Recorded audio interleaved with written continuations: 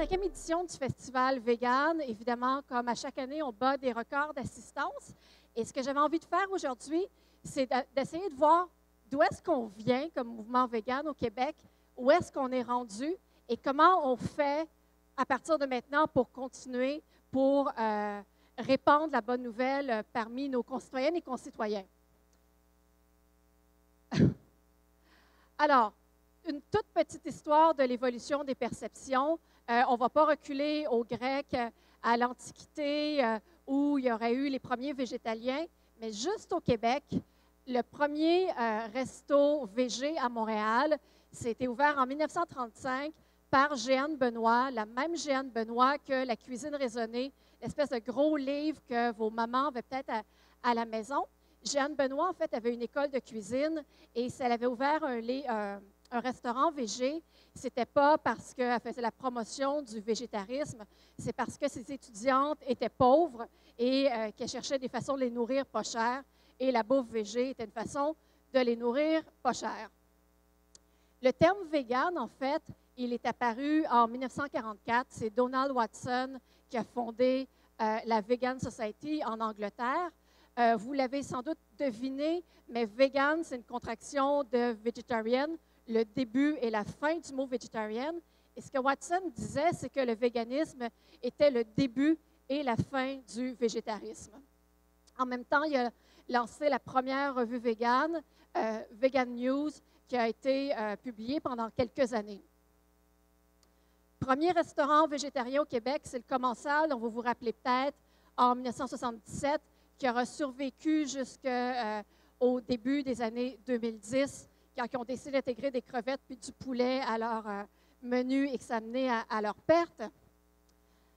Premier article que j'ai trouvé qui parlait de droits des animaux en 84 dans la presse. D'ailleurs, mes diapos sont déjà sur Twitter. Mon compte, c'est Desaulniers et je les ai mis sur l'événement Facebook. Donc, si vous voulez les références, vous pouvez directement aller chercher mes diapos. Et dans cet article de Jacques Dufresne, on se posait déjà la question comment être pacifiste sans être végétarien. Fait qu'on fait, oh wow, on avait déjà compris la game à l'époque, mais vous allez voir, ça va prendre vraiment plusieurs années avant que ces idées-là fassent leur place. On a un article d'un vétérinaire en 86 qui parle du statut légal des animaux, qui dit que le statut légal des animaux n'a à peu près pas évolué. On a encore le même code criminel qu'à l'époque, dont la dernière révision date du 19e siècle. Donc, au niveau criminel au Canada, et ça, Camille va sans doute en parler après moi cet après-midi, les animaux n'ont pas beaucoup plus de protection qu'au 19e siècle. Le Code civil du Québec a une petite modification, on va le noter tantôt, mais en gros, ça n'a pas beaucoup changé, mais déjà, on soulevait en 86. L'ancêtre, si on veut, du festival vegan dans lequel on est, c'est peut-être l'Expo Manger Santé que René Frappier a fondé en 87. Donc, on amène de plus en plus les questions d'alimentation végétale, en tout cas auprès du grand public. Le premier article où on parle de végétalien, il va être publié en 95. Et là, ce n'est pas super élogieux pour les végétaliens. Je vous sors une citation. Le végétarisme est devenu un style de vie. Les végétariens, là, prenez des notes, ne fument pas, ne boivent pas et sont soucieux de l'environnement. Donc, c'est un peu des ascètes, les végétariens des années 90. Et on met une importance, on met l'emphase sur les enfants. Le pire crime qu'on peut pas faire à l'humanité, c'est d'avoir des enfants végés. Une des nutritionnistes interviewées dans l'article dit qu'elle a vu des bébés arriver avec le teint orange parce que leurs parents leur donnaient trop de jus de carotte. Et on est en 95, là, ça ne fait pas si longtemps que ça. Les Vives, qui est l'ancien nom d'Eau Vive, va ouvrir sur Saint-Dominique en 97. En 2000, Yves Boisvert de la presse découvre enfin qu'il peut avoir une certaine gastronomie végétarienne, végétalienne. Il dit dans l'article, je savais depuis longtemps que le végétarien avait fini d'être bizarre ou marginal, mais j'ignorais à quel point il pouvait être glouton. Et là, il découvre entre autres Chou Chai qui existait déjà à l'époque. Donc là, c'est vraiment une révélation. On peut bien manger sans manger d'animaux. En 2001, il y a un article sur les chaussures véganes il y a la personne qui est interviewée, dont on voit la photo, là, c'est Jean-François, qui est un des organisateurs du festival vegan. Et on découvre qu'après manger sans faire souffrir, il est en arrière, puis il avait oublié que ça existait, cette affaire-là. Donc, on découvre qu'après l'alimentation sans faire souffrir, il y a aussi la garde-robe sans faire souffrir. Tu n'as pas changé, hein, Jean-François? C'est le végétalisme qui est comme le secret de la jouvence. Et là, on est encore dans les stéréotypes. Hein. On dit que les végétaliens ne portent pas nécessairement des tuniques puis des sabots de bois recyclés. Ces stéréotypes-là continuent de nous suivre sans relâche. En 2002, on a Ricardo qui est très, très jeune en haut, mais ce n'est pas lui qui parle de végétaliens qu'on considère comme des oiseaux rares. On parle du mouvement qui prend de plus en plus de place au Québec, de Haut Vivre, les Vivres sur la rue Saint-Dominique, mais on décrit encore les végétaliens comme des jeunes grunge idéalistes politisés qui refusent de mettre dans leur assiette les produits qui sont les symboles du monde contre lequel ils s'insurgent. On est encore toujours et toujours dans les mêmes stéréotypes. Premier livre de cuisine végétarienne, qui est végétalien en fait, mais c'est végétarien mais pas légumes, avec entre autres Anne-Marie Roy qu'on voit encore abondamment dans le mouvement. 2003 encore, un article sur des militants et militantes de PETA à la défense des animaux. Là, c'est vraiment important de photographier la militante qui fait un gros hug à un arbre. Il faut rester bien dans les stéréotypes, il ne faut rien remettre en question. Et cette militante-là, elle a vraiment du mal à se passer de fromage. Je ne sais pas si aujourd'hui elle est devenue végane, je l'espère pour elle. 2005, oui, Earthlings, c'est quand même un film qui va être marquant dans l'histoire du mouvement, qui va amener plusieurs personnes à remettre en question leur consommation de protéines animales. C'est entre autres le film qui a converti Georges Larac. C'est important de parler de Georges Larac ici parce que c'est la première vedette, entre guillemets, pas de guillemets, c'est quand même une vedette, végane au Québec. En 2009, quand on parle de lui dans la presse, il dit quand même qu'il aspire à devenir végétalien. Il n'est pas encore tout à fait convaincu. Il va le devenir dans les mois, dans les semaines qui vont suivre.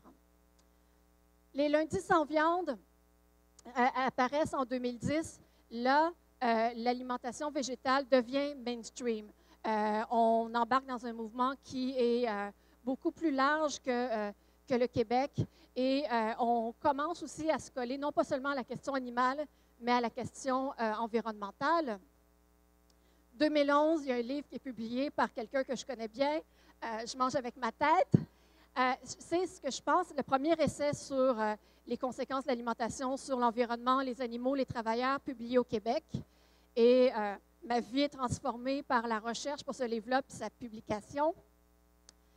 Cowspiracy apparaît en 2014. C'est aussi un film marquant qui fait officiellement le pont entre le mouvement vegan et le mouvement environnementaliste. Et on se pose la question à laquelle on n'a toujours pas de réponse aujourd'hui. Comment ça se fait que les écolos ne parlent pas plus d'élevage? Première édition du Festival vegan de Montréal en 2014. Et c'est là que la graphie épicène de vegan avec un E apparaît, puis on le voit vraiment dans les médias. Les médias adoptent cette graphie-là. Premier défi des véganes aussi en 2014. Depuis, il y a tout près de 50 000 personnes qui ont participé. Et là, on voit un changement de ton dans les médias. On ne parle plus juste des granos, on va parler d'une gastronomie végane, par exemple. On va être beaucoup plus positif. Cet article-là qui était apparu en marge du Festival vegan parle du charme vegan. On est quand même loin des bébés oranges avec le jus de carotte qu'on avait tantôt. Et l'auteur de l'article dit quand même que nos aliments, nos techniques, nos principes sont en voie de toucher le grand public et d'ouvrir nos horizons culinaires. Là, le ton vient vraiment de changer. Le manifeste pour les droits des animaux, les animaux ne sont pas des choses, qui était une initiative de Martin Gibert, de Sophie Gaillard et de moi-même, a eu beaucoup, beaucoup plus d'impact qu'on pouvait l'imaginer. Je me rappelle la journée où on avait lancé le site web, tout ça, on ne s'attendait pas à grand-chose, puis soudainement, on parlait de droits des animaux un peu partout dans les médias.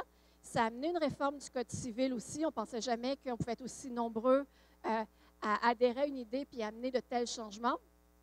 Et ça, c'est en 2015. Martin Gibert qui publie Voir son steak comme un animal mort aussi en 2015, qui est élu, j'imagine, par plusieurs d'entre vous, qui est peut-être le premier essai philosophique sur les droits des animaux au Québec. Gusta, qui est le commanditaire principal du festival, est apparu seulement en 2016, puis vous voyez toute la place que Gusta a pris depuis. Love qui ouvre en 2016, et là, on n'est plus dans le premier local des Vives sur Saint-Dominique. On est vraiment dans un restaurant branché qui attire autant les véganes que les non-véganes. Copper Branch qui ouvre en 2016. Là, on a une chaîne de restaurants véganes qui se répand partout au Québec. Le ton, quand on parle de santé, change aussi. En 2017, il y a le docteur Junot qui dit qu'il propose, lui, l'alimentation végétale à ses clients et que non seulement le végétalisme n'a pas de danger pour la santé, mais c'est aussi efficace dans la prévention et le traitement de certaines maladies. Bien, on le connaît tous, Jean-Philippe, best-seller 2017 avec son livre de cuisine. Jessie qui fait Occupation double, première végane, je pense, Occupation double, puis qui convertit PH en même temps, aussi en 2017. Valérie Giroux, Ronan Larue, Valérie qui est québécoise, la première docteure en éthique animale au Québec, qui publie au PUF le Que sais-je sur le véganisme avec Ronan Larue en 2017. Là, on voit qu'il y a une tendance lourde. C'est plus juste un petit groupe de marginal. Il y a quelque chose qui devient mainstream. Même Google est d'accord pour le dire. Vous ne voyez peut-être pas très bien en arrière, mais la ligne rouge, c'est les recherches Google sur le mot vegan depuis 2004. En bleu, c'est végétarien. Et pour voir si ce n'était pas juste une tendance comme les autres, j'ai mis gluten en jaune. Et puis, s'il y a une tendance, une mode sans gluten évidente, il se passe quelque chose de plus avec le véganisme. On va au-delà de la mode alimentaire, en tout cas en termes d'index de recherche sur Google. Ce qu'on voit, en fait, c'est que c'est une nouvelle génération de véganes qui prend la place. On sait qu'il y a à peu près 7 % des Canadiens qui sont végétariens, 2,3 % qui sont végétaliens, donc ça reste assez marginal, mais les végétaliens sont jeunes, donc la moitié ont moins de 35 ans. C'est surtout des femmes et des femmes urbaines et scolarisées. Donc, si vous regardez la salle, si vous regardez qui est ici, ben, c'est pas mal ça, des femmes urbaines, jeunes et scolarisées. La bonne nouvelle, c'est qu'au-delà de ces chiffres-là, parce qu'en termes de nombre absolu de Canadiennes et de Canadiens, ce n'est pas si nombreux que ça, il y a 25 % des Canadiens qui souhaitent manger moins de viande. Ça, c'est une bonne nouvelle. Ça va être, c'est-tu des futurs véganes, c'est-tu des véganes à temps partiel? Peu importe, c'est quand même des gens qui veulent exploiter moins d'animaux. Il y a Sylvain Charlebois qui va publier dans quelques semaines une étude sur la perception du mouvement vegan à travers le Canada et plein de questions comme ça. Et j'ai pu attraper une de ces questions. Il a demandé à un échantillon de Canadiens et Canadiennes, quand je mange de la viande, je me souviens de la mort et de la souffrance des animaux. Et on a demandé aux gens, êtes-vous plutôt d'accord, fortement en désaccord ou en désaccord avec l'affirmation suivante? Et chez les gens nés après 1980, c'est 25 % qui sont d'accord avec cette affirmation-là. C'est énorme. Donc, c'est 25 % des gens qui, non seulement, sans doute, essaient de consommer moins de viande, mais ont vraiment la perception que leur steak est un animal mort. Et quand on regarde, par exemple, chez les gens de la génération de mes parents, ceux qui sont nés avant 1946, on descend à moins de 15 %. Donc, la perception que la viande vient d'un animal mort, elle est très, très forte chez les plus jeunes. Et c'est sans doute une proportion qui va être appelée à augmenter au cours des prochaines années. Le regarder d'où on vient, ça ne fait pas si longtemps que ça qu'on en parle autant. Je pense qu'il y a 3 facteurs importants qui vont favoriser, encourager l'émergence de notre mouvement, nous permettre de croître davantage. C'est la création d'occasions de consommer. plus il va y avoir de restos véganes, plus les gens vont aller manger vegan. Ça paraît niaiseux, mais ce n'est pas tout le monde qui va avoir le courage d'aller demander à son restaurateur préféré d'enlever le fromage, puis d'enlever le bacon, puis d'enlever telle affaire du burger. Alors que si on va chez EW puis qu'on prend le Beyond Meat, bien, on a déjà une option presque végétalienne. Donc, ça prend des produits aussi. Dans certains supermarchés, maintenant, il y a une section au complet de produits végétaliens. C'est sûr que ça facilite le changement. Des activités comme le défi vegan, comme des événements comme aujourd'hui, aussi, ça aide. La production de contenu, parce que c'est beau avoir les produits, il faut quand même savoir pourquoi on les consomme. Donc, tout ce qui est film, livres, vidéos, articles, les manifestations aussi, on en parlait ce matin dans un panel, n'importe quoi qui peut expliquer pourquoi on devrait devenir vegan, c'est sûr que ça favorise l'émergence du marché, puis il y a quelque chose d'exponentiel parce que plus on est nombreux à en parler, puis plus on est nombreux à en parler, puis plus il y a de gens qui vont le voir. Et tout ce qui aide à changer l'image du mouvement nous aide aussi. On va le voir dans un instant. Les gens qu'on veut convaincre, ce n'est pas des gens nécessairement qui nous ressemblent. Donc, c'est sûr que l'image qu'on traîne des granos avec les sabots de bois recyclés, elle est quand même ancrée surtout chez les plus âgés. Donc, par exemple, un pilote de Formule 1 qui devient vegan, comme c'était le cas l'année dernière, un médecin qui recommande le végétalisme, c'est sûr que c'est des facteurs qui font comme « Ah ouais, ben finalement, c'est peut-être pour moi, je devrais peut-être jeter un œil à ça. » Fait qu'est-ce qu'on fait maintenant? Qu'est-ce qu'on fait avec tout ça? Il faut voir qu'on commence, là. La game commence. Cette courbe-là, le modèle de diffusion de l'innovation, ça peut s'appliquer à n'importe quoi. L'adoption du téléphone intelligent, comme les habitudes de compostage, peu importe, n'importe quelle nouvelle patente va suivre une courbe comme celle-là, la courbe bleue, où d'abord, c'est des gens qui sont des innovateurs, qui représentent à peu près 2,5 de la taille totale du marché. Ensuite, il y a les early adopters. Il y a des gens qui sont la majorité qui vient un peu plus tard. Donc, les gens arrivent dans une nouvelle idée par couche. Mais là, nous, on est encore à l'étape des innovateurs.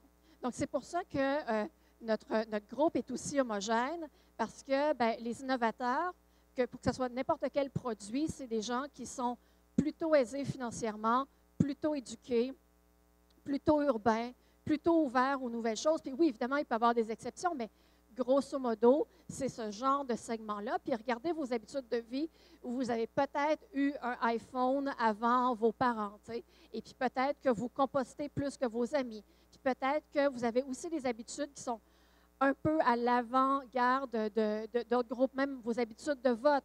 Vous allez voter de façon plus libérale, plus progressiste que conservatrice aussi. Donc ça, c'est là où on est.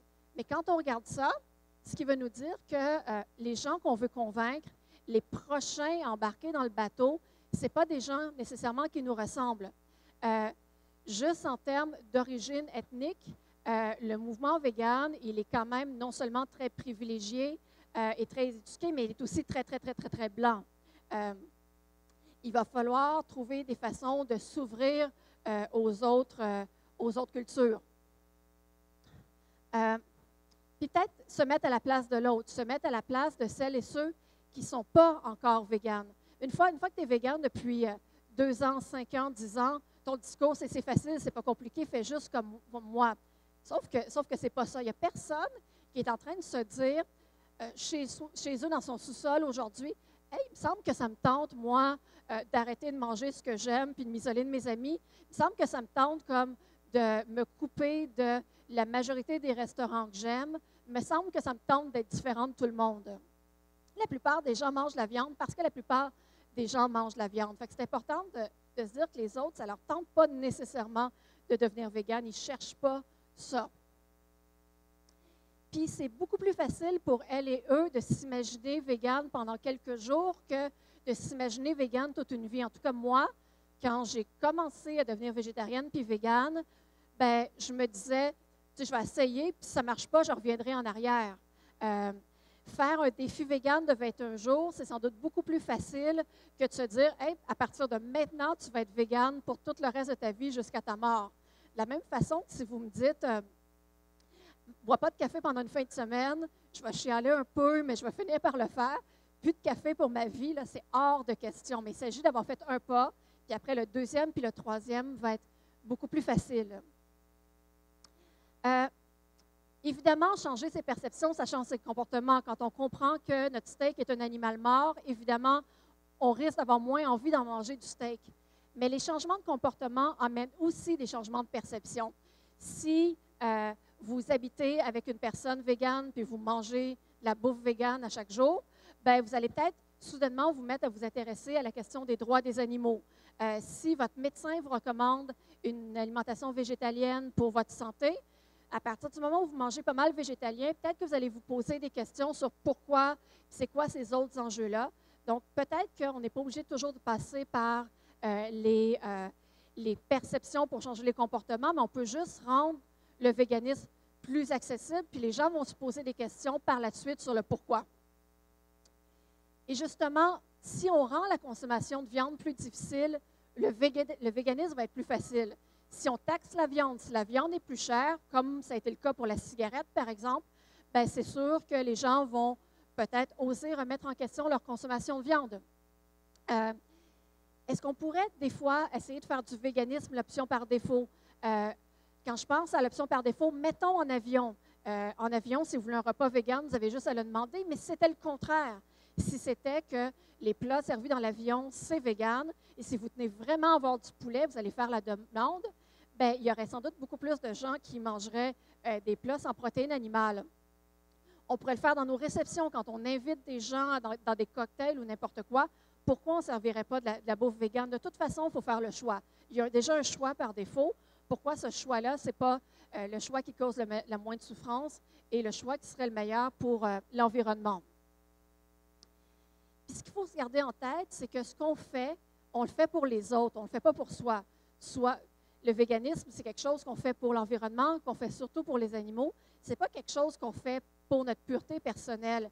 Dans notre façon de militer puis d'aborder ces questions-là, il faut se dire qu'on ne cherche pas à convaincre les autres d'être comme soi, on ne cherche pas à convaincre les autres d'être parfaits, on cherche des moyens de sauver le plus de vies possible et de ralentir le plus qu'on peut les changements climatiques. Fait que, puis je vais finir là-dessus, les alternatives aux produits d'origine animale, c'est une bonne chose, même ceux qui ne sont pas notre premier choix d'abord. Tu sais, toutes ces questions de fausse viande, puis tout ça, il y a plein de véganes qui font, ben moi, j'en ai pas besoin, moi, je fais mes lentilles moi-même, puis moi, je fais.